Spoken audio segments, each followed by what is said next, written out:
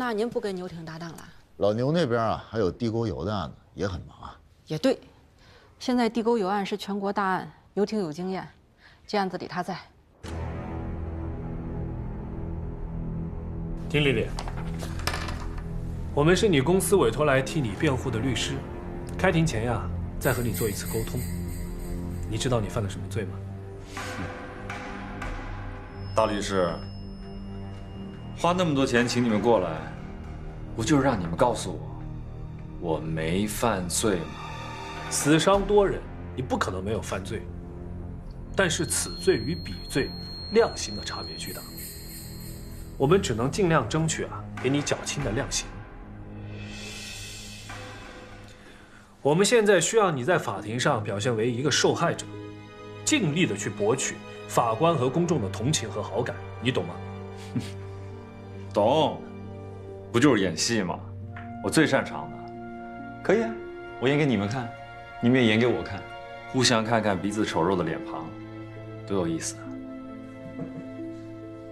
当事人丁丽丽，你最好认真地听着接下来的说的话，我是不会让你砸了我欧阳河的招牌的。等等，我有个问题，请讲。我开车撞死人，不是赔钱就可以解决吗？我是我们公司的摇钱树，我们公司的老总田姐可以帮我赔所有的钱，我为什么要坐牢？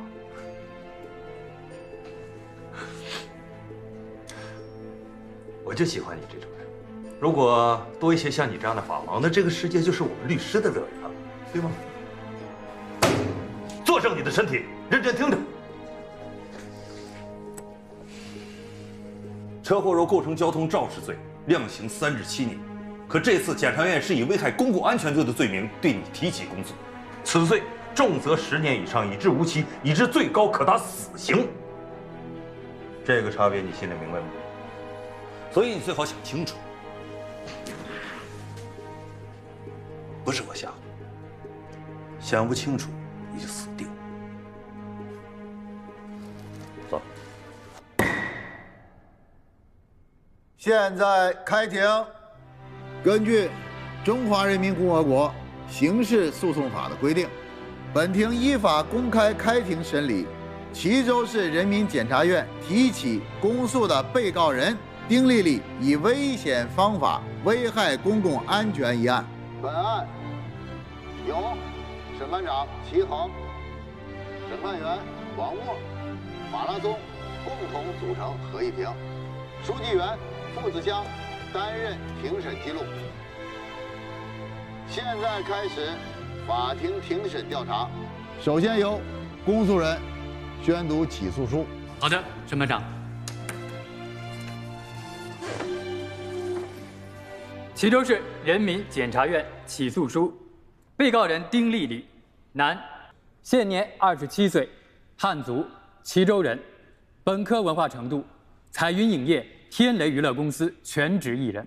本院认为，被告人丁丽丽无视国家法律，在严重醉酒的情况下，以超规定时速2倍多的速度及180公里时速，驾车行驶于早高峰干道车辆密集之处，并最终造成6死2重伤及他人财产损失数十万元的严重后果。其行为已构成以危险方法危害公共安全罪，且情节特别恶劣，后果严重，社会危害性大，应予以严惩。本院依据《中华人民共和国刑法》第115条第1款、第57条第1款之规定，认定被告人丁丽丽犯以危险方法危害公共安全罪，提起公诉，请依法判处。齐州市人民检察院检察员周伟。危害公共安全罪，这弄不好是个死罪啊！被告人丁丽丽，公诉机关指控你的犯罪事实，你有无异议？我是在失去自我控制能力的情况下不小心出了车祸的，我没有主动犯罪，他们对我的指控完全没有意义。你这是胡说！你还我儿子！安静。刚才那位，你是被害人家属吗？还有谁是？请你们控制好自己的情绪，不要影响本庭的审判。如果你们再这样，本庭将把你们逐出法庭。公诉人对被告人可以进行讯问。被告人丁丽丽，你是怎么到案的？怎么被抓获的？请简单的讲述一下从晚饭时间到车祸发生时的经过。那天晚上，我跟几个朋友在私房菜聚会。我龙国浩可就坐等着你这一哥使我们的股市翻番了啊！谢谢龙总支持。来，我前2天喝多了，胃不太舒服，以水代酒，敬龙总。好，干杯！丁丽丽，好，你别见怪哈，这都是我的合作伙伴，大家一起坐，一起聊聊啊！好。后来我们就去了 KTV 唱歌，来，咱喝一个来。大概是凌晨4点钟左右，我自己先开车回去了。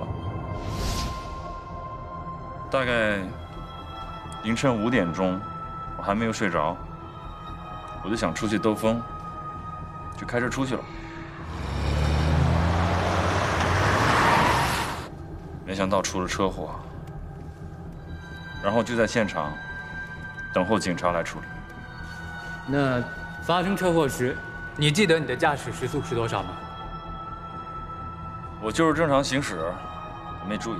那交警到达现场后对你进行酒精测试了吗？结果是多少？有，但我没看到结果。你的这辆奔驰 SUV 购置于什么时间？今年上半年吧，大概几个月以前。那你有取得过中华人民共和国机动车驾驶证吗？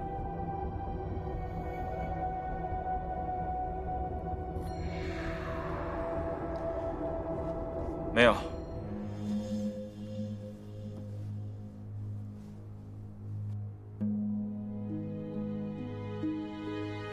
那你有在国家认可的正规的驾校培训学习过吗？也没有。行吧。那下面来说说你喝酒的情况。那天晚上，大家聊得比较尽兴，都喝了酒。我有点不太舒服，基本上没喝。他们是谁？喝的什么酒？彩云集团的龙总，还有他的几个朋友，喝的是白葡萄酒吧。你平常的酒量如何？1瓶白酒，1瓶洋酒，不是问题。你平常最喜欢喝什么酒？我喜欢喝苏格兰 whisky， 比较高档。我不喜欢葡萄酒。审判长，公诉人讯问完毕。辩护人对被告有无发问？没有。被告人丁丽丽，现在回答法庭的提问。你一共撞了几辆车？不清楚。现场一共5车相撞，你是撞到第1辆车之后就等候交警来处理的吗？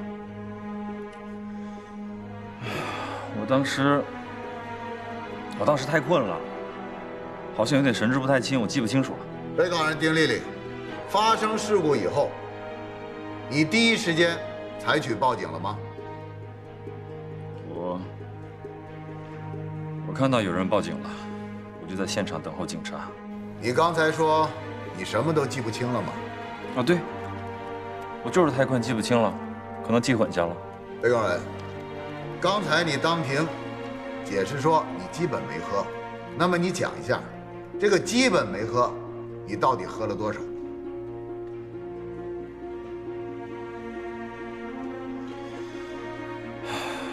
我当天肠胃有点不太舒服，我好像喝了点，也好像没喝，反正肯定没有喝醉。安静，请你控制好自己的情绪。旁听席不准发言。现在进行举证质证环节。首先，由公诉人就起诉书中指控的犯罪事实向法庭提供证据。好的，审判长。下面宣读证人童书的证言。丹丹，你一个人吃呀？哥哥以后跟咱就是一家人了，好东西是不是应该要分享呀？嗯，哥哥给你吃，谢谢。妈妈，哥哥以前是住哪里？傻丹丹，哥哥以前当然在自己妈妈家呀。爸爸妈妈、丹丹和哥哥，一个家4个人，8只眼睛8条腿。以后哥哥跟咱经常在一起，好不好？不好，咱们要跟哥哥一直在一起。对，永远在一起。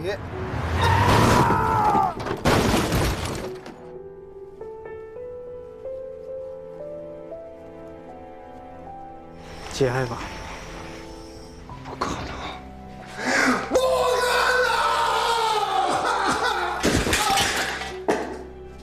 下面宣读证人易可人的证言。那天，我老公去机场接客户，他知道我快生了，他就拼命的往回赶，拼命的往回赶。现在羊水已经破了，我不知道该怎么办。刚做完剖腹产手术，不要乱动。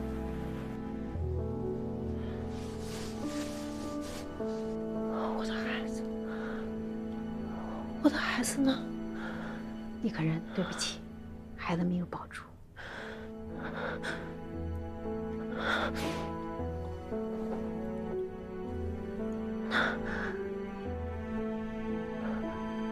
那我老公呢？你老公今天在跨江大桥上出了连环车祸，没有被抢救过来。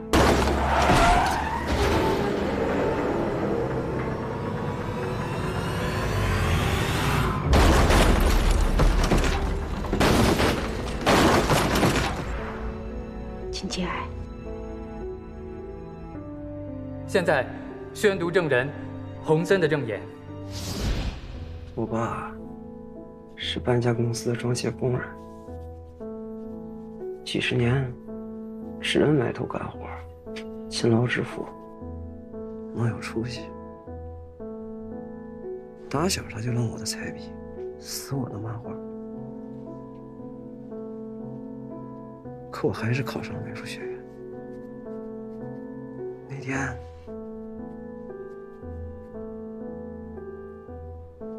他就是撕了我的录取通知书。哼，学美术，你吃什么喝什么呀？我告诉你啊，我们不可能养你一辈子。谁说画画赚不了钱？人家现在靠卖画也能赚大钱，我能养你。人家赚钱啊，那是因为人家出名了。你有那能耐吗？你养我，我都快50了，我能等到那一天吗？我去打工呀，我去兼职，我不睡觉，我不谈恋爱还不行吗？只要您同意我画画，其余时间我都去挣钱，行不行？你眼里只有钱，你从来没有问过我，可我喜欢画画呀。喜欢有个屁用！我告诉你啊，我是过来人，我是为你好，你懂吗？你妈妈每天都伺候4个老人，你不能让她去伺候你，你这叫不孝。哎呀，行了，他爸，你也别上火了。儿啊，你也少说2句吧。我告诉你啊，只要我活着一天，你就不能去学美术。我为什么是你儿子？我恨你！你再给我说一遍！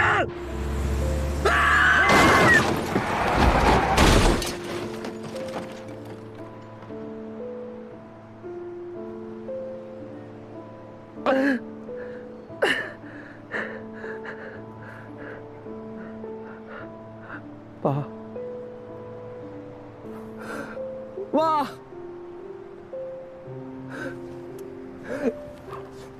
救命！下面是被告人丁丽丽血液酒精含量检测报告，请法庭传证人到庭。被告人当天在现场进行了血样抽取，抽血检测结果显示为每100毫升血液含183.4毫克酒精，属于醉酒驾驶。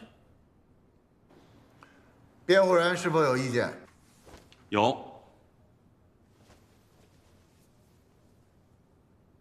辩护人有很大的意见，请法庭注意。按照规定，血样3日内送检，且3日内出具鉴定报告。本次事故发生当日是9月11号，而公诉人提交的这份血液提取登记表上，日期栏填写的却是17号，相差整整6天。辩护人对这份血样的真实性存疑。其二，辩护人再提醒审判长注意，请仔细看消毒液名称一栏，本栏中明确注明是康必利消毒液，该消毒液的主要成分是乙醇，含75%的酒精。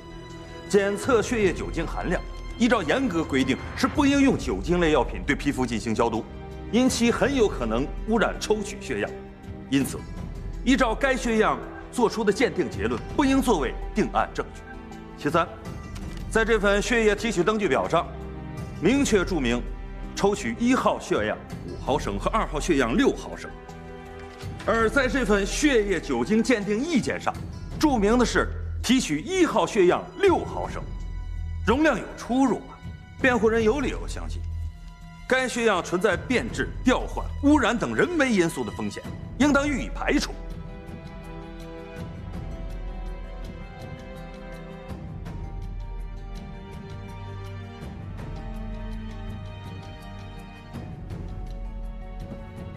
证人，辩护人所指出的是否属实？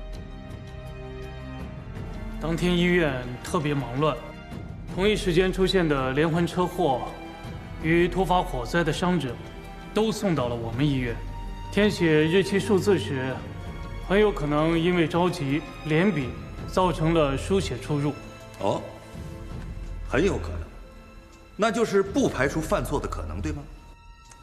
不对，在给丁丽丽抽取血样时，是严格按照医学流程执行的，在擦拭消毒液待其干燥后抽取。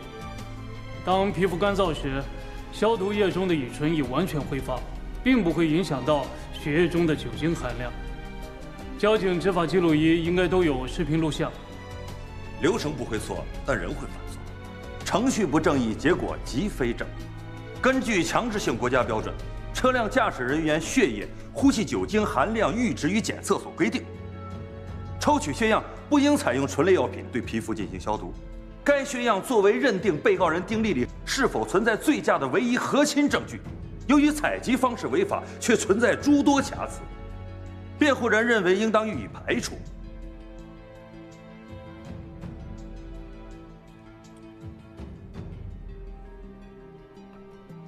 审判长，公诉人请求对封存血样进行2次鉴定。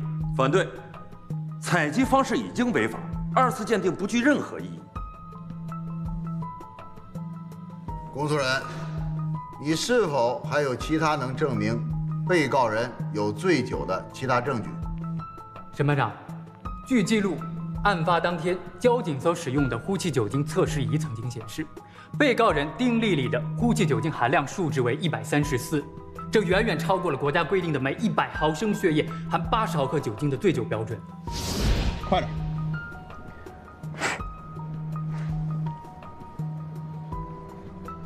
都134了，还说没喝酒，带走。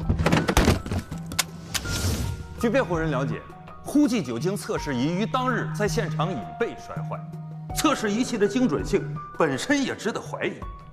按照惯例，呼气酒精测试结果不宜单独作为定案证据。法庭认可辩护人的意见。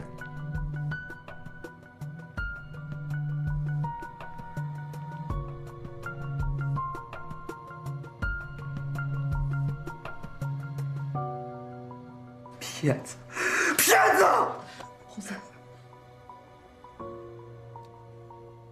请公诉人继续举证。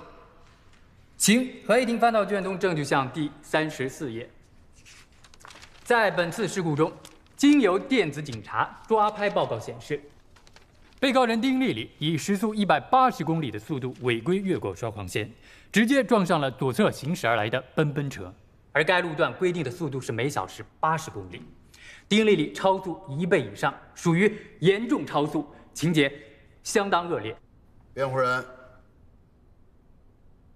你对证据有什么意见？审判长，辩护人没有意见，但辩护人想强调的是，被告人丁丽丽并非自愿超速行驶，而是在被迫甚至无奈的条件下，本能的想反抗逃生，才一时大意超过了规定时速。被告人丁丽丽客观来说只是一名幸存下来的受害者。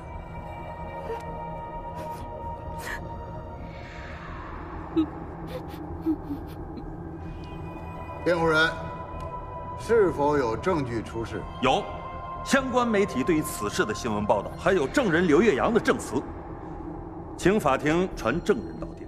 好，通知本案证人刘月阳到庭作证。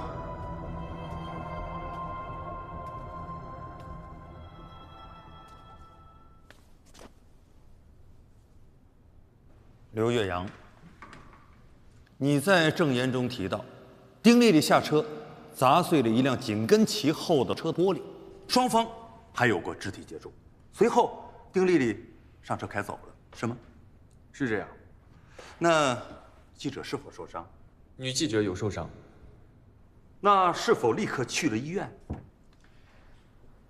当丁丽丽跟记者发生冲突的时候，我曾上前询问过她是否需要帮助，但女记者却让她的男同事很快上了车。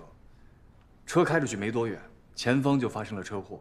2名记者呢，也第一时间在现场进行了拍摄记录。那是否还记着丁丽丽上车时候的状态如何？情绪非常激动。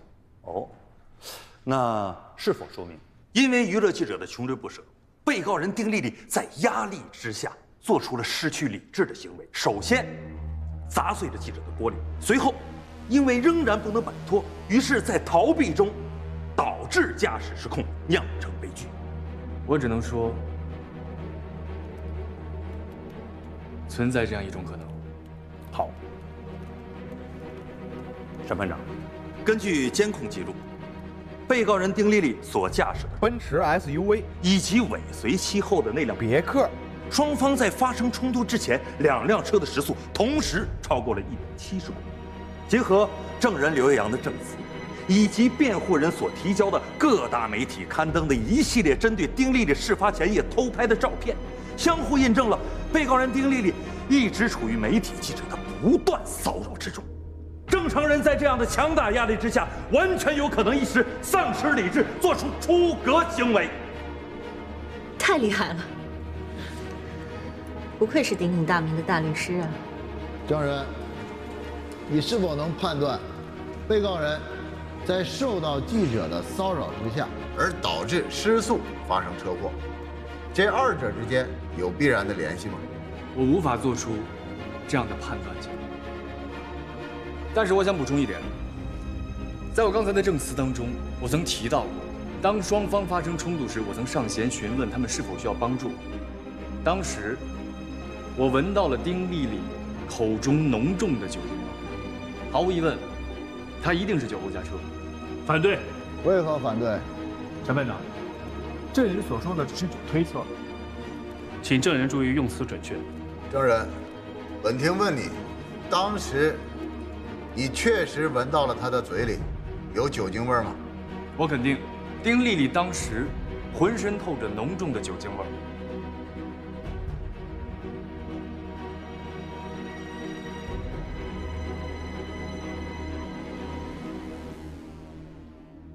我叫米柔，29岁，是齐州娱乐周刊的记者。那案发前1天，你是否对被告人丁丽丽进行了跟踪拍摄？是，报社收到线报，丁丽丽这次回齐州是要和神秘女子约会，所以从她下飞机开始，我和我的同事就对她进行了蹲点跟踪。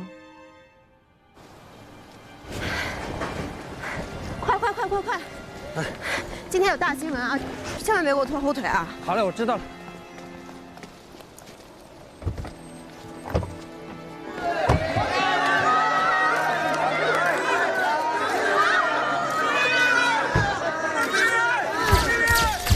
那当天你们是用什么样的方法跟踪拍摄丁丽丽的呢？当天我们是驾驶了单位的一辆别克汽车，全天候跟拍。在你们跟踪拍摄的过程当中，是否采取了什么过激的手段，会对被告人丁丽丽的人身安全构成一定的威胁？没有，我入行10年了，做我们这行的相关法律都懂，我们绝对没有采用违法手段。驾车跟随丁丽丽也只是保持了一段的安全距离。我问你，被告人，你是否对证人的证词有意见？他说谎，法官。他们跟踪我，行事嚣张，就差直接拿镜头怼着我的脸拍了。哎，李总，只要有丁丽丽的加盟，咱们以后啊，一直就翻番了。别拍！怎么又是？跟你们说多少次让你们别拍了啊？还拍？滚！再敢拍，我找人弄死你们，信不信？我3番5次的警告过他们，可他们还是像狗皮膏药一样一直跟着我。换做是你们谁不生气？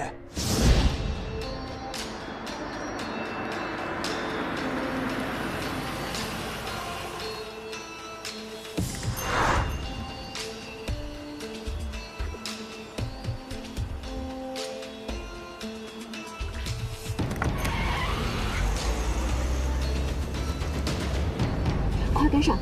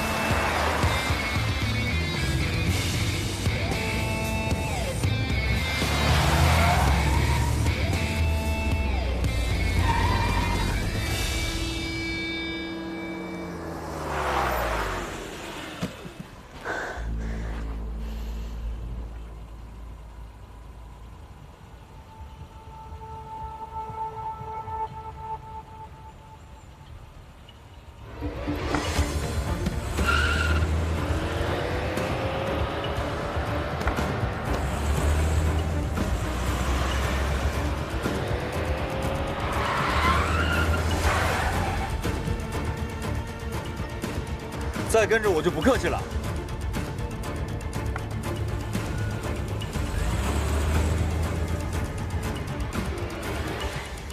闯红灯，深更半夜不开车灯，在公路上高速行驶，难道这些都不危险吗？啊！你们已经跟踪我半年了，你们到底还要跟踪我多长时间？证人，刚才被告人说你跟踪他长达半年。 情况是否属实？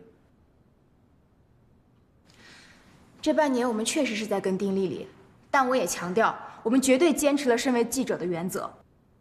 审判长，记者跟拍被告人丁丽丽长达半年之久，给被告人的身心造成了巨大的伤害，也是造成此次车祸的源头。可以说，对名人的隐私权造成侵犯的媒体才是真正的凶手啊！ 被告人也是其中的一名受害者，车祸纯属意外，被告人并无主观恶意危害公共安全。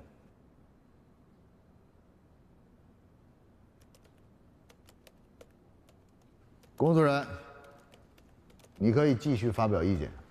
好的，审判长，请合议庭翻到卷宗证据箱第58页。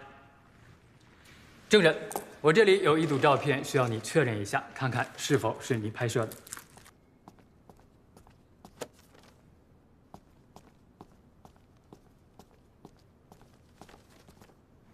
证人，这组照片是你拍摄的吗？是，警方要求协助调查，我们提供了相机卡中当天拍摄丁丽丽的所有照片。好，那请证人再明确回答，是在哪里、什么时间拍摄的这组照片？这组照片是从 KTV 出来之后，跟随丁丽丽去她的住宅玉岭城花园小区拍的。好，那我们请法庭着重看第4号照片。通过这张照片。 是否能够看到被告人丁丽丽正在喝一杯褐色的液体，而被告人面前的桌上摆放的正是一瓶被告人最喜欢的威士忌洋酒。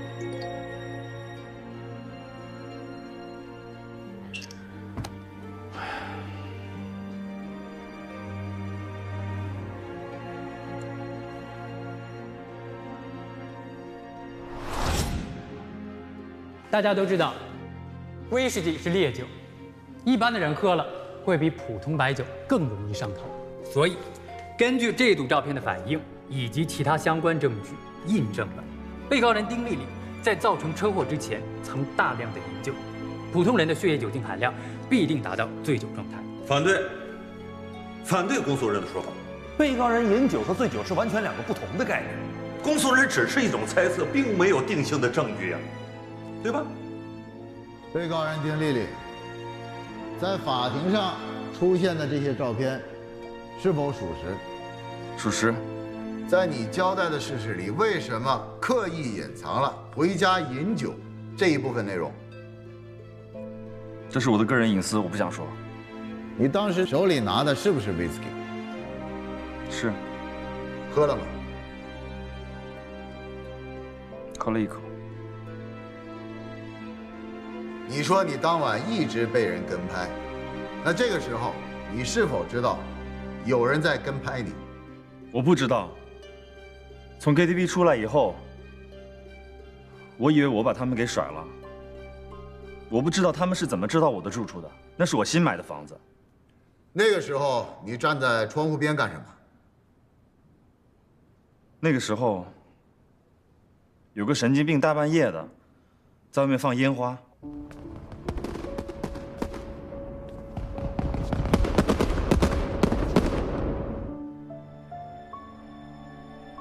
证人米柔，这组照片显示，这个位置跟被告人相当的近。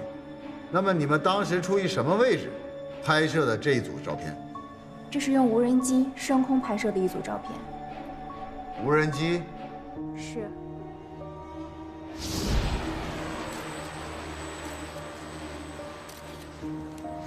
我来。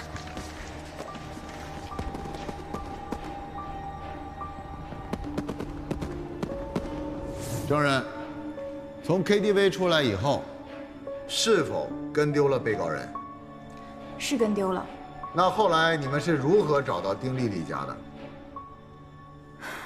这么多年做记者，这点能力我们还是有的。我们有自己的线报。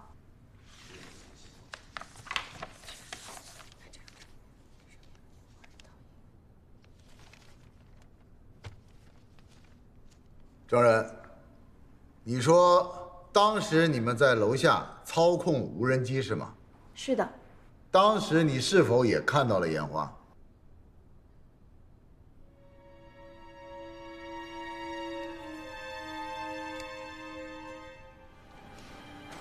没有。你说谎。证人，如果是凌晨5点左右，有人在小区放烟花，应该是非常明显。你在室外作业，你甚至连听也没听到，看也没看到，是吗？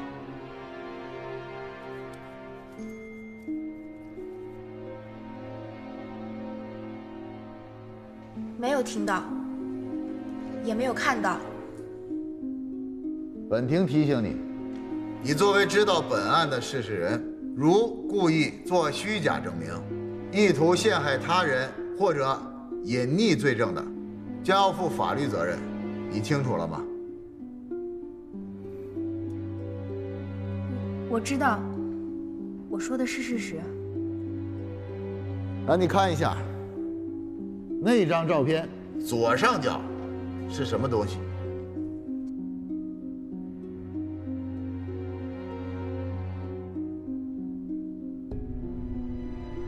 证人，你为什么要说假话？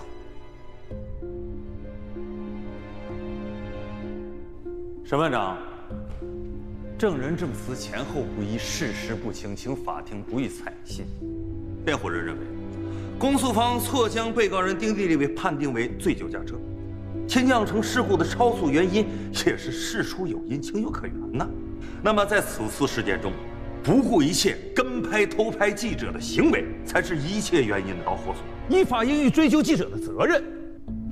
而被告人所犯最多只是交通肇事罪，而并非危害公共安全罪，请合议庭慎重考虑。追究我的责任？凭什么追究我的责任啊？要追究也是丁丽丽的公司，她想红想炒新闻，所以主动给我们线报，要不然我们能随时跟得这么紧吗？要追究也是他们整个团队自己运作的责任。你说什么？是我公司让你跟踪我的？你以为呢？你的手机定位早就被你的经纪人监测了，每次都是他主动告诉我们你的位置，还千叮咛万嘱咐的说，标题要越爆越好，版面要越大越好。要不为什么那么多明星拿我们记者没有办法呢？因为这就是一个互利互惠的需求体系。想让我们拍的小明星多的是。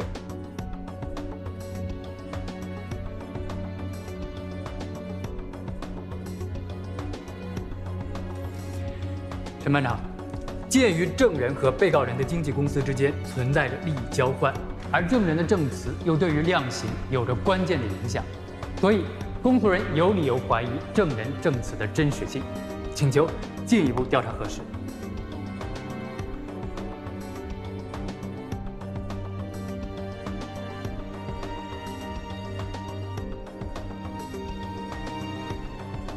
经过以上开庭审理，本庭充分考虑，认为质证环节的证人证言中出现了诸多与庭前准备时所提供的材料相悖之处。本庭认为，关键证据还需进一步调查核实，择日再审。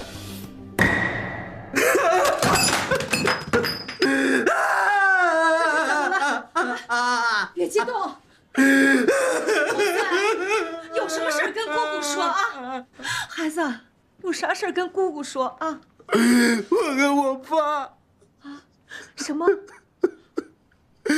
我跟我爸的最后一句话是：“我恨你。”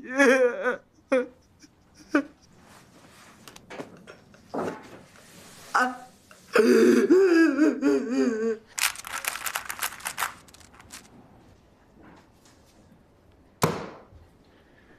哇，姐，你这手速，服了。不是很快，主要是解压。聊聊这个案子都有什么想法？我觉得丁丽丽这个案子吧，无证驾驶肯定是板上钉钉，没什么好说的了。但至于到底是醉酒还是酒后，到底他是主观超速呢，还是被追逐，到底是交通肇事还是危害公共安全，我觉得记者的证言证词是非常非常重要的。没错，记者的证言证词虽然不能影响咱们案件的定性，但却是咱们法庭呢酌情考虑量刑的重要因素。我觉得今天公诉人说的话好像有点道理。公诉人说，那个记者有可能是被丁丽丽的公司给收买了，然后作证说，因为他们的尾随，所以造成了丁丽丽的客观压力。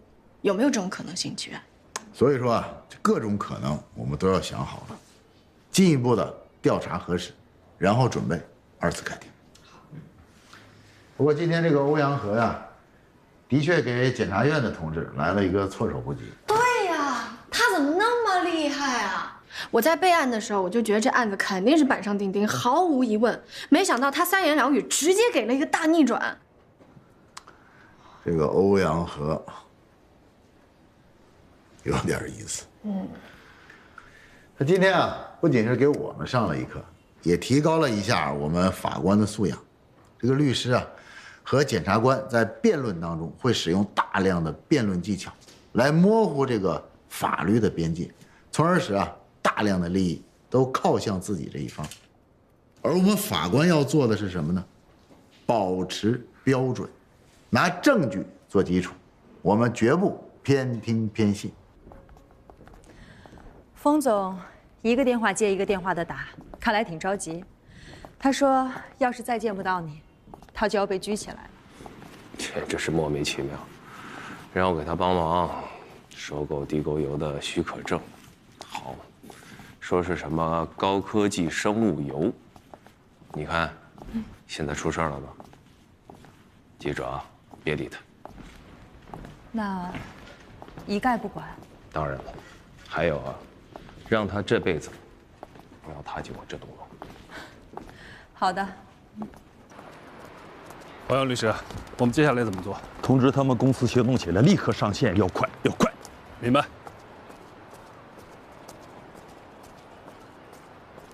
明白。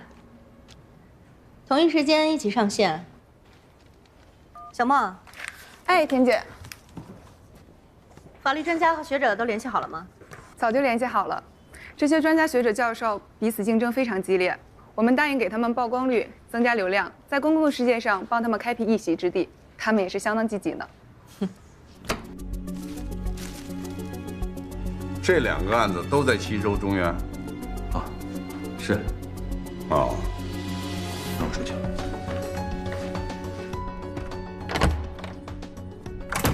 我们中院最近在审的2个案，特别是地沟油案件，这与广大老百姓的食品安全息息相关。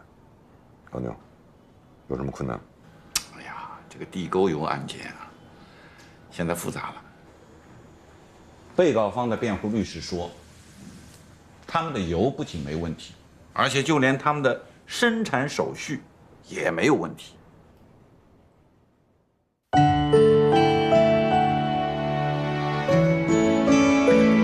我听见回声，来自山谷和心间，以寂寞的镰刀，收割空旷的灵魂，抚几段的诱饵，捕获缥缈的唯美。我相信自己，生如璀璨的夏日之花，不凋不败，耀眼如花。一路走来，一路盛开。